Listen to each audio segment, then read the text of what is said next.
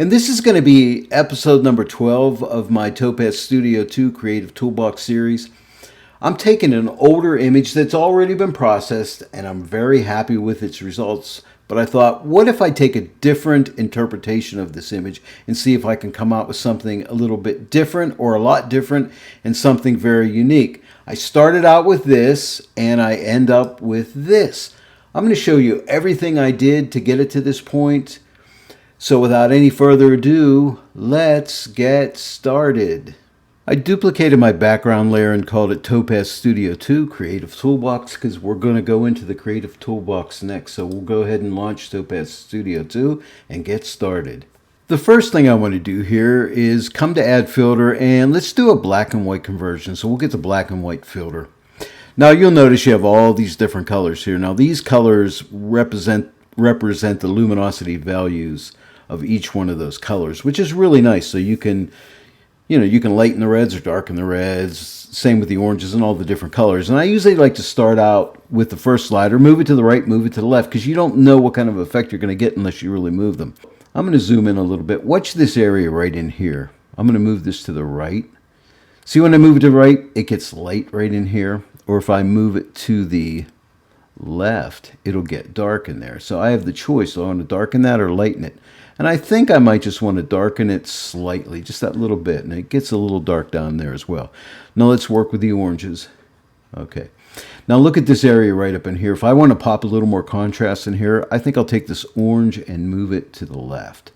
Maybe something like right around there. Now I'm getting a little bit of artifacting in here, but we'll take care of that with the Suppress Artifact slider. Now Topaz Studio 2 has this Suppress Artifacts. I don't know of too many other pieces of software, if any, that has a slider that you can work with artifacts. Because if you get aggressive with these sliders in any black and white conversion software, you will get artifacts. But this Suppress Artifacts can really come in and help you out. Let's work with our yellows. Let's move those to the right, move them to the left. Okay. And notice these shadows up in here. I'm looking at these shadow areas here. And if I want to bring those shadow areas out a little bit, I'll move this to the left. And I kind of like that. I like that shadow there and I like that shadow there. Now the greens, the background is green. So if I take the green slider to the right, I'll lighten up that background, which I think I like that. I want that background a little bit lighter. I want this image to have a nice, soft, dreamy look. And if I make that background dark, it's going to look like that, and I don't like that. Okay, so I'm going to lighten that background up just a little bit. Maybe right around there. I don't think there's any aqua in here. I'll move it to the left and right. No, so I'll double-click aqua and get it back to the center.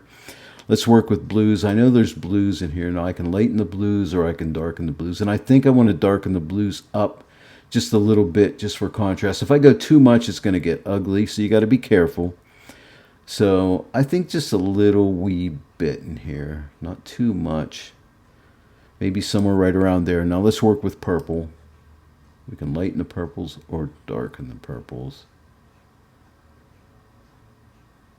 I might just lighten them up a little wee bit, something like that. Now let's work with magenta. Okay, and I'm looking down in here is where I'm seeing the magenta happening. And just move it to where that looks pretty good. And I think maybe right there. Now you can see there might be a little bit of artifacting in here. So let's take the Suppress Artifact slider and move it to the right. And you see what it does? It just softens up those artifacts, which is really nice. And if I keep going more, it'll get really soft. So I just want to get it, I want to see the artifact and then just bump it to the right and move it just so the artifact goes away.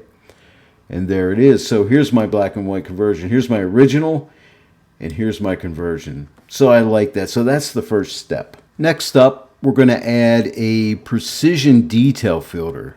Now, usually when I'm working with the precision detail filter, I'm usually working with overall.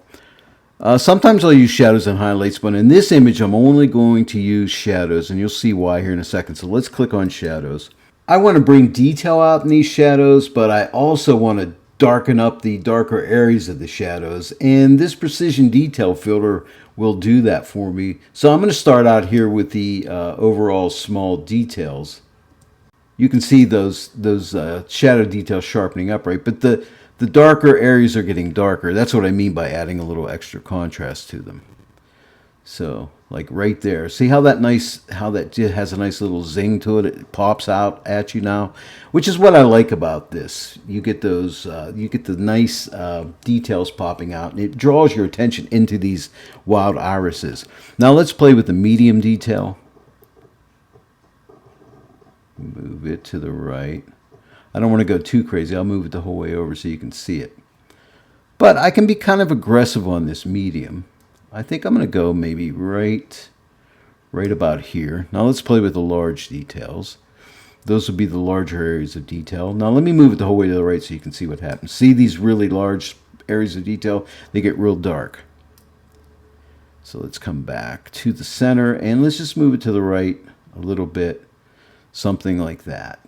And I think I like that. Let's click this eyeball right here on the precision detail there. Here's the before and here's the after. Isn't that extra shadow detail nice? It just really pulls you into the flowers. Now if I felt I went too far, I could come to the opacity and pull it back a little bit. But I like that detail in there. This is episode 12 of the Creative Toolbox series, and I want to get creative with this. I'm not going to go impression filter or anything like that, but I am going to go and add a filter called the dual tone filter right here, and it's basically a split toning filter. I want to make this image on the blue side of things here. So here's what I'm going to do. I'm going to take the highlight color. I'm going to start to move it to the right, and watch what happens. Some more sliders will magically appear.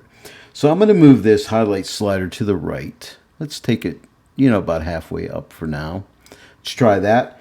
Now, I want to make this image more on the blue side, but you can see I can slide through the hue here, make it red. I can make it, purple or whatever I want. I can make it any color, green if I wanted to.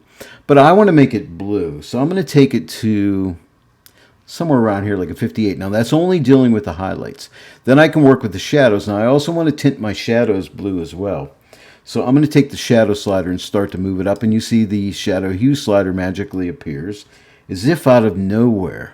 So I'm going to take it up, man, let's take it up here to around a 47, and let's play with the hue. Again, I could change this hue to any color I want. I might say, hey, that looks cool. You are doing a creative toolbox here, Dave, but I don't like that. I'm going to keep everything on the blue side of things. So let's take it into the blue range. But you have all this latitude here that you can move this around and change these colors any way you want. But I like that. Look at that. It's nice and cool. It's soft. It's dreamy. I'm liking it. And then you have this balance slider here. If you move this to the right, you'll balance it more to the shadows. If you move it to the left, you'll balance it more to the highlights. But I think I like it right in the center. Now, if I double-click balance, it'll put it right back in the center. But let's click this eyeball. Here's the before, and here's the after. So I really like the direction this is going in. And you also have the opacity slider. If you click on the layer dual tone and take the opacity, you can pull it off if you felt you went too far and just build it up slowly. But I'm going to be bold and leave it up the full way I like it. Next, I think we're going to add I'd like to soften this background up a little bit. I like the detail here on the irises, but I'd like to bring a little, I'd like to soften up this background a little bit over here. Just kind of give it a slight bit of blur. To see the before and after, you can come here and click on original and see the original and click it again. Then you'll see the after. Or what I like to do is just left click on the canvas here with my mouse and you get the same result. You just have to hold your mouse down. So there's the before and there's the after. When I started out today, this image was already done right like this, and I really enjoyed it. But I highly recommend that you experiment. If you have images that you really love, hey, why not take another stab at it at a different direction? Say, hey, this time I want to try to go a little more artistic, black and white, split toning, some painterly effects, whatever you want. You have this creative toolbox. The world is your oyster inside of Topaz Studio 2. Now we're going to soften up that background with a bit of a blur. Now, under Add Filter here, you have a couple different choices. You can use either blur or you can use focal blur. I'm just going to use the simple blur filter right here. And we're going to do some layer masking too. So if you haven't been doing any layer masking inside of Topaz Studio 2, this might be a nice little brush up for you. So let's go ahead and start out by taking the amount and moving it to the right. And I'm just looking at this area. Don't worry that the rest of the image is getting blurry, but I'm just looking at the background here.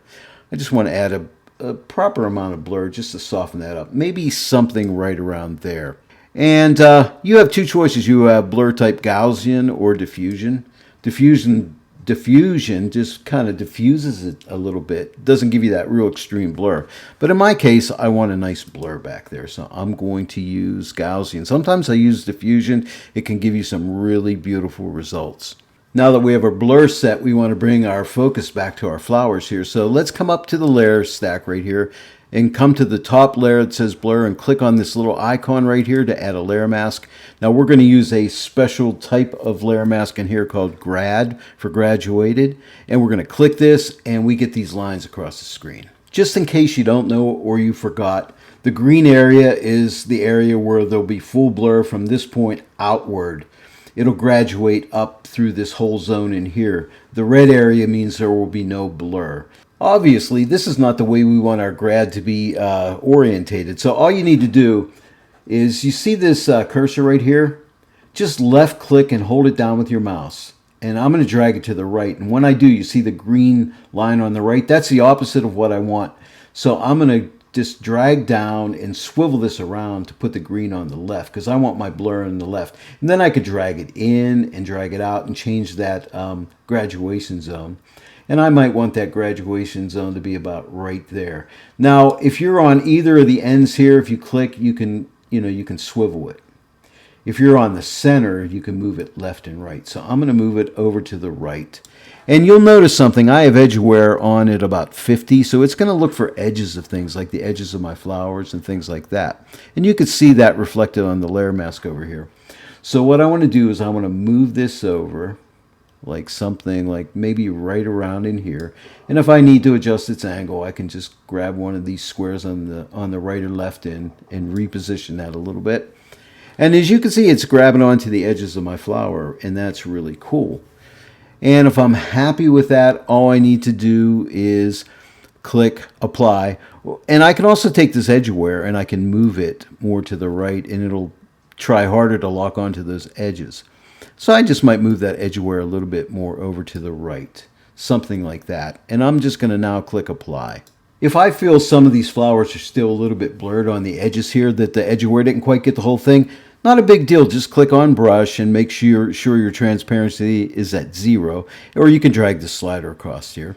But make sure it's on black or 0, and I'm just going to take my radius and make it a little bit smaller, take my softness down a little bit. And all I need to do is I can come and paint over the edges of these flowers here, anywhere in here, like so. Just in case, just to be on the safe side. I'm probably okay. I probably didn't need to do that. But I can go like this and say, I want to make sure these guys didn't get blurry. Just like so, and that's good. And then we can come up and shut our blur layer off and turn it back on and see if we're happy with the amount of blur. And if we felt we needed to readjust, just click on the layer again and just add more or take some away. But I'm happy with that. I think that looks really good right there. Always take a few moments to check your image and make sure there's no issues with it. And if it's good to go ahead and click accept and we'll send it right back into Photoshop. I always got to do this. Click the eyeball here on our Topaz Studio 2 Creative Toolbox layer. There's the original. Again, I really like this image, but here is the new interpretation of the image. I actually like this one a little bit more, maybe because it's the latest thing I've done, but I think it looks really nice. If you're happy with it, what I like to do, and you don't have to do it this way, you could save it right the way it is with layers intact, or I just right click it and would click on flatten image like this, and it puts it into one layer, and then I could come up to file and save it. Well, there it is. I hope you liked this one today. So, hey, if you have some old images, go back and revisit them and throw them into Topaz Studio 2 and see what you can come up with. I hope you enjoyed this one today. If you did, please give it a like and share it with your friends. And if you're not yet a subscriber to my channel, please subscribe and click that bell notification icon. And then every time I upload a new tutorial, you will be notified about it.